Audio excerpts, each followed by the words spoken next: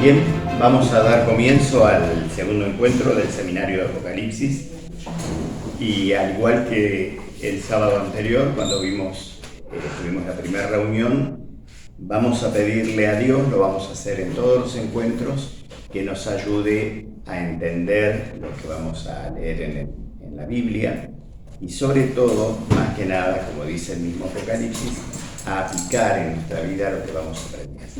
Así que vamos a hacer una oración y empezamos. Padre Celestial, gracias por esta oportunidad, este privilegio que nos das de encontrarnos para estudiar tu palabra y sobre todo el libro del Apocalipsis. Te pedimos que el Espíritu Santo nos guíe en este estudio, que nos ayude a entender lo que nos has revelado allí. Por Jesús te lo pedimos. Amén. Amén. Muy bien, vamos entonces con el capítulo 2 de este librito que nos sirve de apoyo.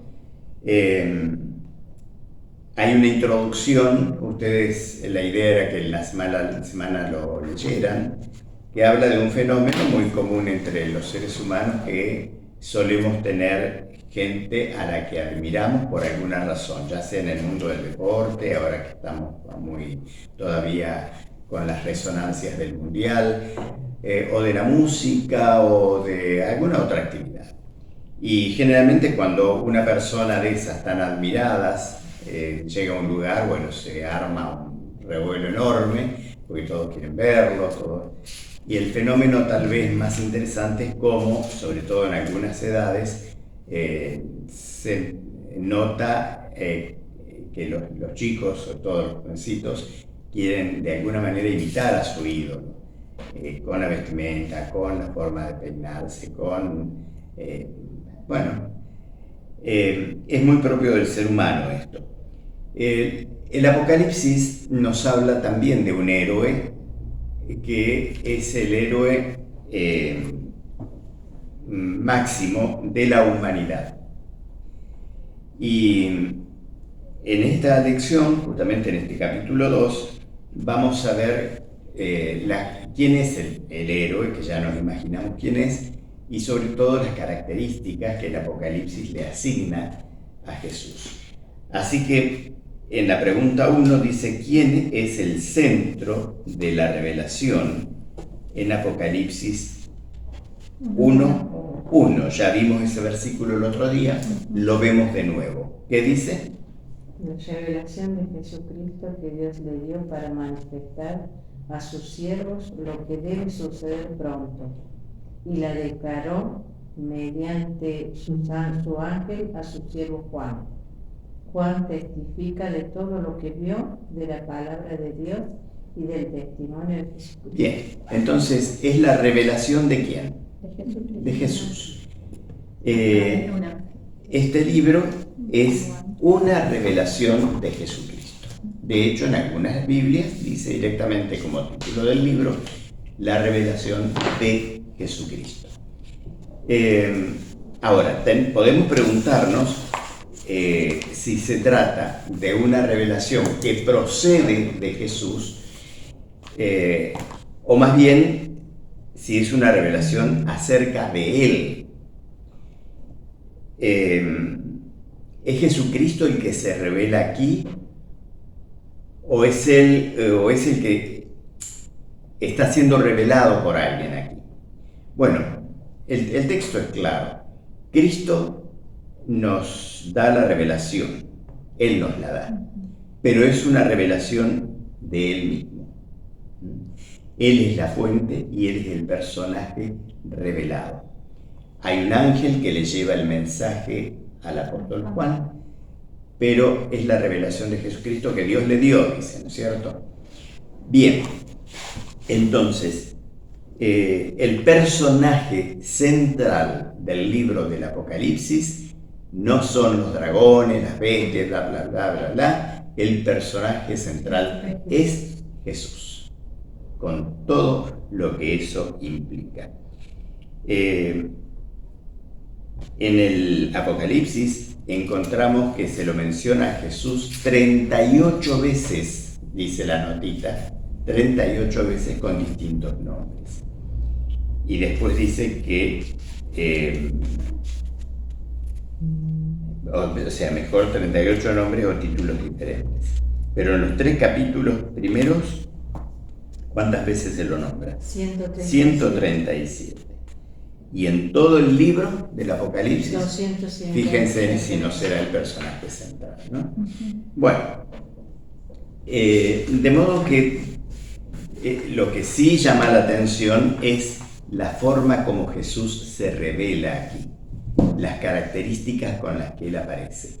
Hasta aquí, si no tuviéramos el Apocalipsis, tuviéramos que describir a Jesús, bueno, un personaje, un niñito, humilde, que nace en un establo, muy pobre, y bueno, después la vida que lleva, la muerte en la cruz, y medio como que no parece tan trascendente.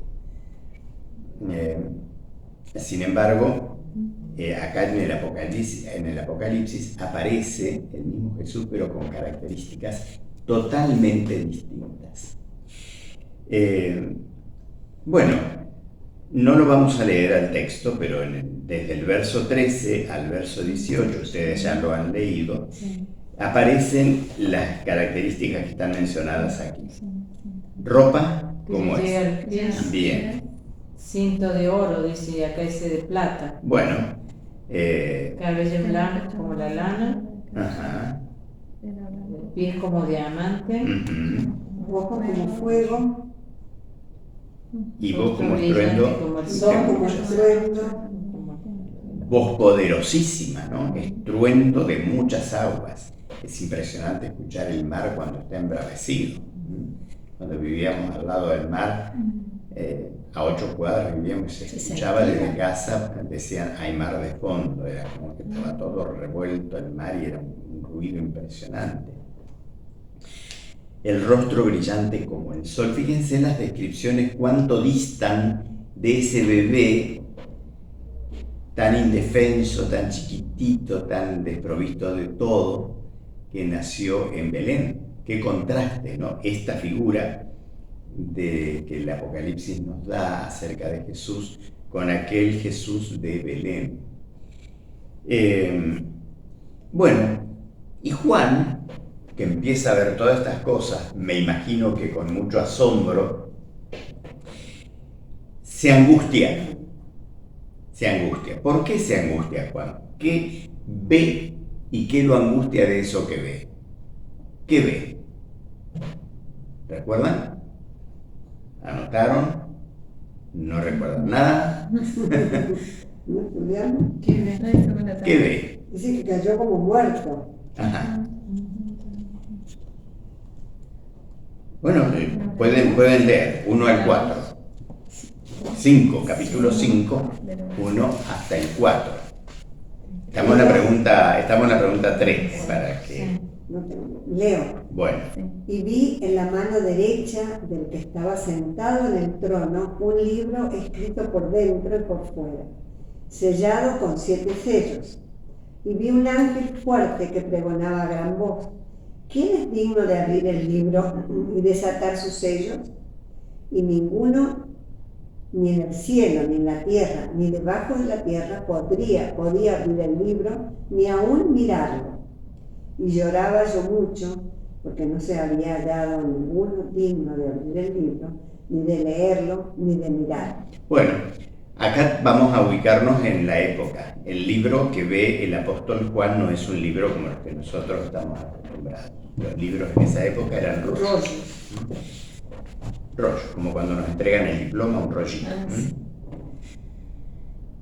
Ese libro, le llamó la atención, estaba escrito por dentro y también por fuera, de ambos lados. Pero lo interesante es que tenía sellos. Supongo que ustedes habrán conocido, como conocí yo, la época cuando las encomiendas se lacraban. ¿Vieron eso? Soy yo también. Sí. Cuando lacraban quedaba sellado. Claro, venían las barras de lacre que con el fuego se ablandaban, caían sobre el nudo que hacían los hilos y se ponía un sellito y eso se endurecía. Para la tarjeta de mi casamiento yo hice así, Ah. estaban con el coso y las armé yo y las sellé Las con, sellas. con el sello ese de la... Bien, ¿ves? Había, o sea, era para ver, había que violar eso y romperlo. Sí, si se rompe se destruye todo. Cuando Sí. sale. De modo que si el libro Sí. era para abrirlo, había que romper esos sellos. Pero eran 7, no alcanzaba con uno, 7 sellos. O sea que evidentemente el contenido de ese libro era muy, muy importante. Y encima aparece alguien diciendo, a ver, ¿quién es digno? ¿Quién se siente en condiciones de abrir esto? Y Juan se desespera, se angustia porque no ve a nadie, y él parece que quiere saber lo que dice el libro, no ve a nadie digno, o sea, con la suficiente autoridad como para decir, yo puedo abrir esto. Bueno, Y lloraba. y lloró, era muy expresivo el apóstol Juan. Pero de pronto ve a alguien. Uno ¿A quién de ve? los ancianos, Al Cordero. El sábado pasado ya vimos que cada vez que se nombra el Cordero, ese Cordero es el símbolo de Jesús. O sea, lo ve a Jesús. Ya la pregunta 4 nos recuerda eso que ya vimos el sábado pasado, quién es el Cordero, ya vimos eso, lo pasamos de largo.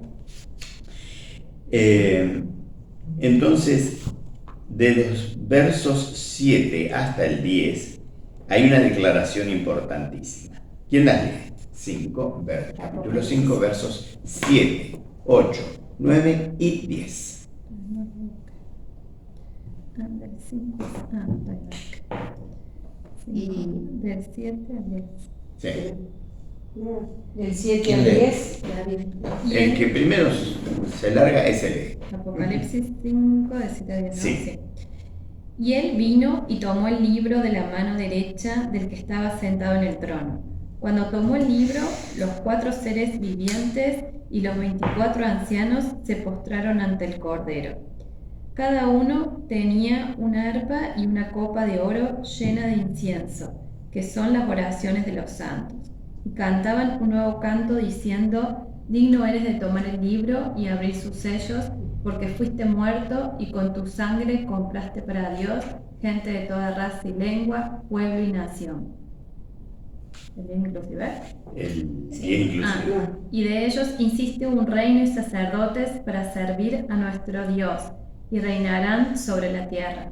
Bueno, vamos a detenernos un poquito en un pasajito allí no sé en qué versículo está. Juan vio a Jesús y se empieza a tranquilizar.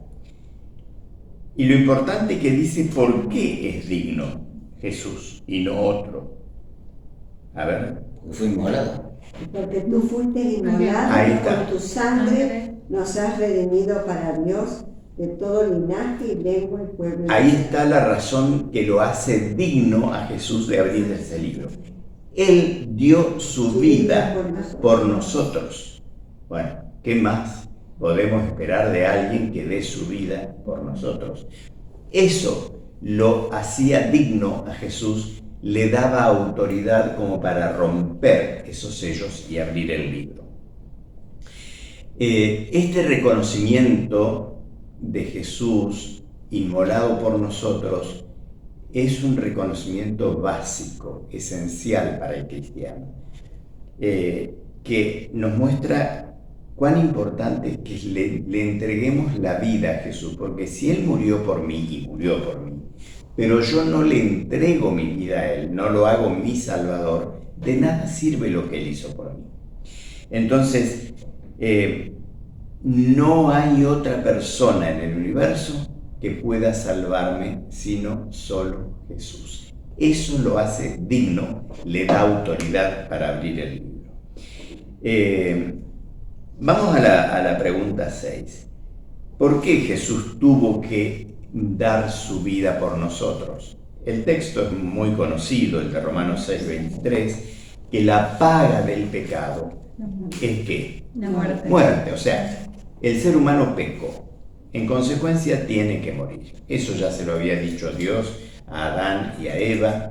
Si comen de este fruto, bueno, van a morir, porque me están desobedeciendo, no están confiando en mí. Pero el regalo, dádiva es un regalo. El regalo de Dios, ¿qué es? Vida eterna. Lo contrario al resultado del pecado. El resultado del pecado es muerte eterna. Acá tenemos que tener en cuenta esto cuando decimos muerte eterna, porque la muerte que morimos ahora, los seres humanos, no es eterna. Es una muerte ¿hasta cuándo? Hasta la resurrección. Tanto de justos como de injustos. Todos vamos a resucitar. Pero el que se empecina en rechazar a Dios después de esa resurrección, allí sí le sobreviene una segunda muerte, y esa es definitiva. Entonces, cuando dice acá la paga del pecado es muerte, se refiere a la segunda. La primera no, porque bueno, sí, nos entristece, no la queremos, pero es pasajera. Se está refiriendo a la segunda, a la que le tenemos que escapar. A la primera no hay manera de escapar. Pero la dádiva, el regalo, esta palabra es hermosa, la dádiva. Dios no nos cobra nada para regalarnos, darnos la salvación. Es vida eterna. Y no puede ser de otra manera. Dios es la fuente de la vida. Y Él no nos puede dar otra cosa de inferior calidad más que la vida eterna. Bueno, cuando le entregamos nuestra mente o nuestro corazón, de acuerdo al lenguaje bíblico, a Dios, Él nos regala la vida eterna.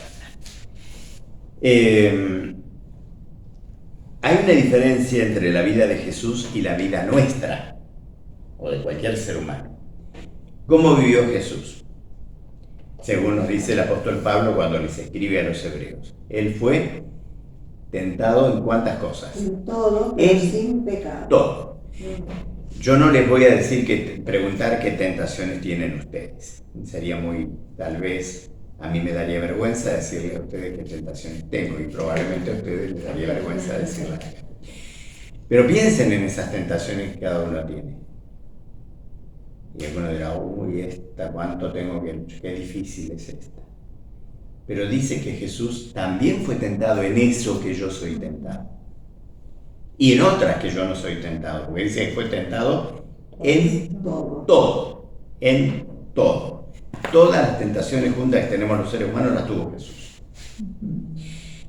Yo siempre agrego que Él tuvo una que nosotros no tenemos. Ningún ser humano tiene esta tentación, que era la de usar el poder divino en su favor.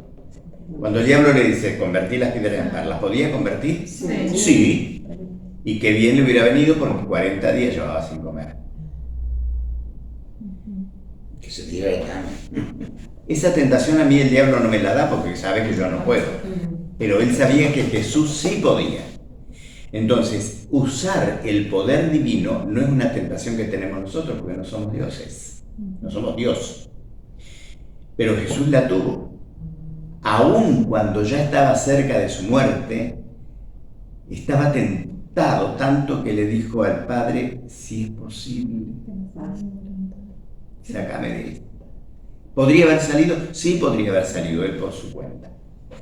Pero no, nunca usó el poder divino que lo tenía a la mano para él. Lo usó para otros, sí. Para él, no. Entonces, él fue tentado en lo mismo que nosotros, más esas que nosotros no tenemos. De modo que conoce perfectamente nuestras debilidades. Y a pesar de eso, ¿cuánto nos ama? Nos ama tanto que el título que más se adjudicó él, ¿cuál es?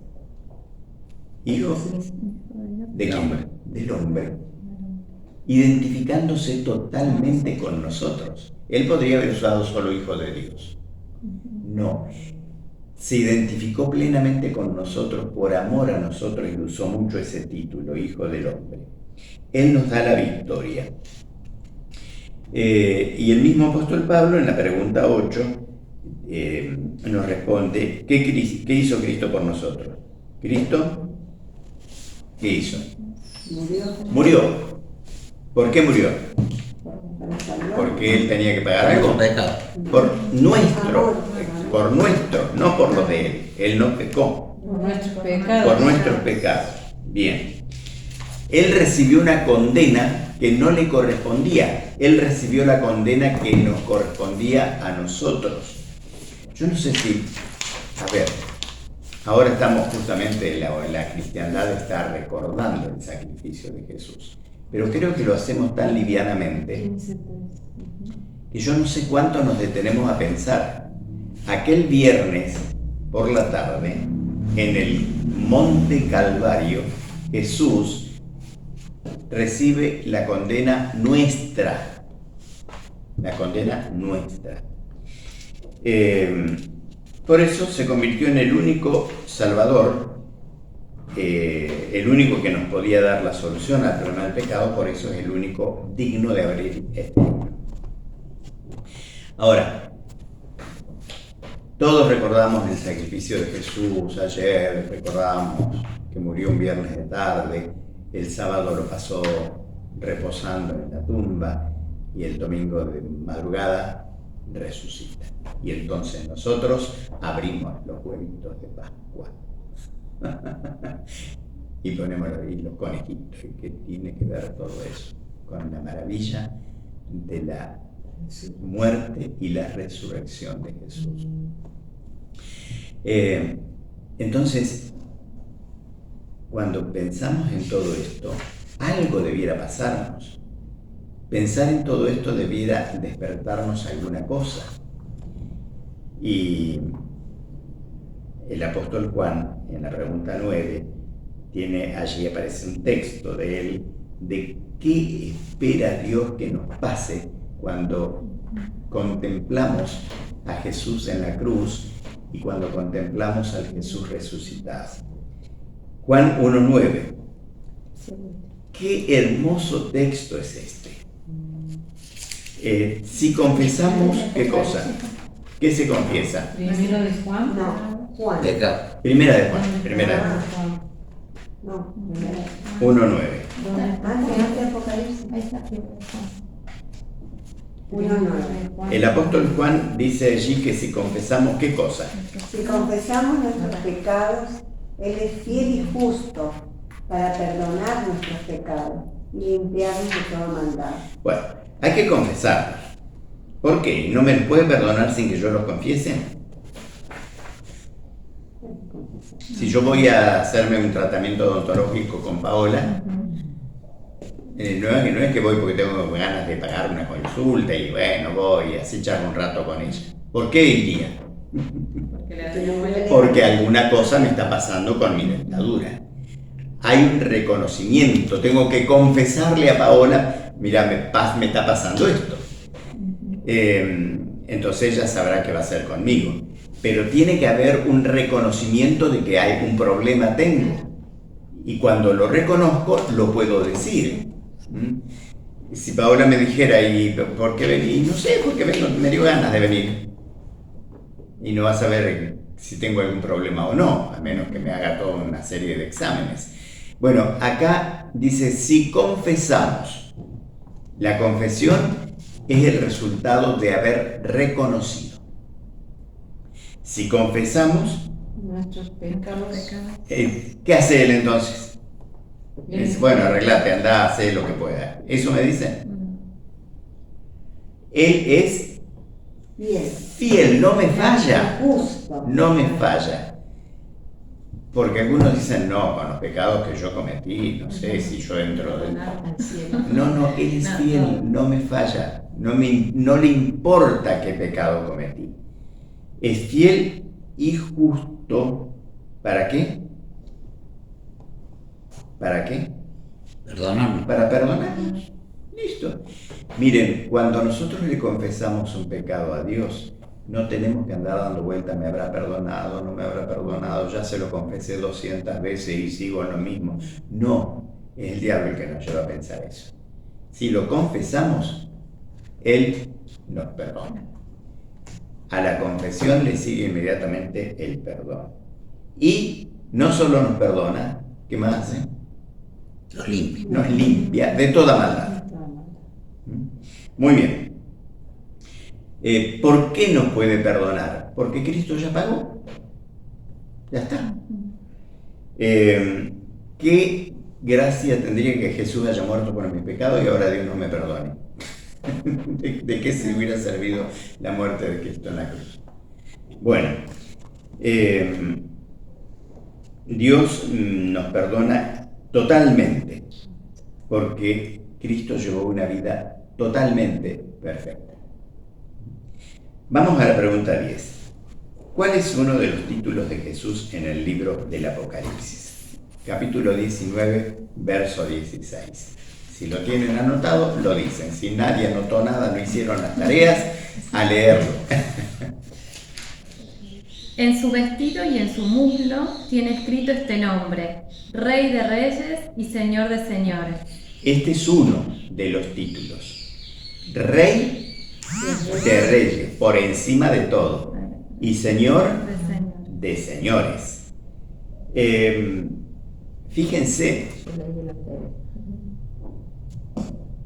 Imagínense al bebé de Belén, pobrísimo materialmente, pobrísimo. Y acá el contraste, el mismo personaje, Rey de Reyes, el más poderoso entre los poderosos y Señor de Señores. ¡Qué maravilla! Porque yo no soy un cualquiera, soy el hermano de ese rey. Él dijo que éramos sus hermanos. Uy, si yo fuera hermano de Messi, alguna monedita ligaría de él. No, soy el hermano coheredero del Rey de Reyes. ¿Por qué, Rey de? Bueno, él, con lo que hizo en la cruz, le quitó el dominio de este planeta al diablo. Todavía el diablo sigue dando coletazos, pero le queda muy poco. Cristo obtuvo la victoria definitiva, derrotó al diablo en la cruz. Tanto en el cielo como en la tierra. No tiene más nada que hacer el diablo, está haciendo lío de gusto, porque ya sabe que perdió.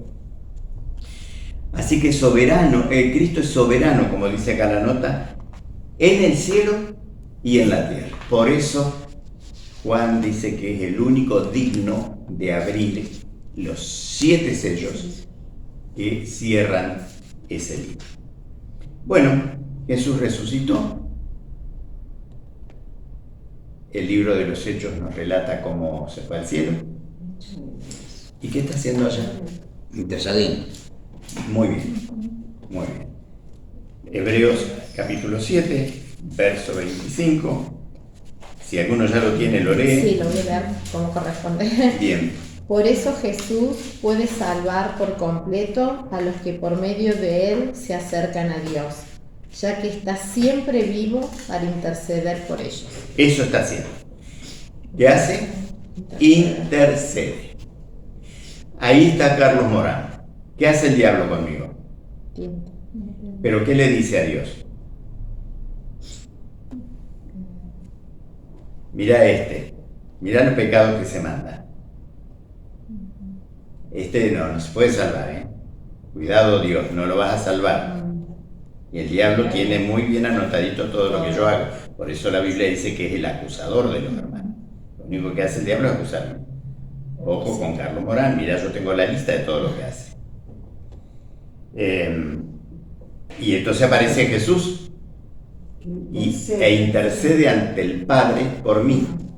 Y dice, Dios, Padre, no, ya está limpio, yo di mi vida por él, yo pagué y el diablo se tiene que quedar calladito. Eso está haciendo Jesús ahora, está intercediendo por nosotros. Entonces, si alguien nos pregunta, pero ¿y Jesús qué está haciendo? ¿Qué hace ya? Está intercediendo por nosotros. Eso hace. defendiéndonos. Defendiéndonos. Dicen que Jesús garantizó la victoria de todos aquellos que lo aceptan como Señor y su Salvador. Exacto. Garantiza la victoria. ¿Por qué? Porque Él murió por nosotros, vivió sin pecado y murió por nosotros. Entonces la victoria está garantizada. Bueno, gente, acá hay un compromiso. En negrita. Entendí que el personaje principal del Apocalipsis es el Señor Jesucristo. ¿Y ahora qué hago? Me comprometo a conocerlo mejor y permitirle que también sea el centro, no solo del Apocalipsis, de mi vida, ¿verdad? De mi vida. El sábado pasado les di una tareita adicional. A ver qué encuentran en el capítulo 2, porque habíamos visto que los que leen y los que oyen las palabras de este libro, ¿cómo son? Bienaventurados. Muy bien, y en un término más actual, Felices. felices. Dichosos. ¿Hay algo en la lección de la semana esta, la 2, que a ustedes les hace sentirse felices y lo quieren compartir? Esa era una tarea también, que no está en el librito, ya se las di yo. ¿Qué de esto que hemos visto esta tarde nos hace felices? ¿Quieren compartirlo? ¿Quieren decirlo? Les da mucha vergüenza. Que nos salva y que Sí. intercede por nosotros, Sí, eso sí. es maravilloso. Que nos guía, si nosotros lo aceptamos en nuestra vida, nos guía, lo escuchamos a través de la oración. ¿Algo más? Nos limpia de todo pecado. Somos salvos. ¿Qué tal? Perdón y nos limpia de todo pecado. Nos Salvos por limpia de Él. todo. Somos victoriosos con Él sobre el pecado. El diablo aparentemente nos tenía derrotados, presos de Él, pero Jesús nos libró. Entonces me perdona, me limpia y soy libre con Jesús. ¡Qué maravilla! ¿Cuánta gente hoy está prisionera de las angustias, de los miedos, de tantas, de las culpas, las culpas? Nosotros somos libres de todo eso. Ojalá que nos sintamos así libres y lo disfrutemos realmente. Fíjense el libro terrorífico del Apocalipsis, las cosas hermosas que tiene. La tarea sigue siendo la misma. En la semana vamos leyéndolo y completando. Y entonces yo voy a volver a preguntar qué de esta lección les provoca felicidad. Porque esa es la promesa. El que lee y los que oyen van a ser felices. Y si no encuentro motivos para ser feliz, estoy perdiendo el tiempo con este seminario. Muy bien, terminamos por acá. Gracias por haber venido. Y el sábado que viene, 17 horas, nos reencontramos. La que no va a estar seguro es Víctor.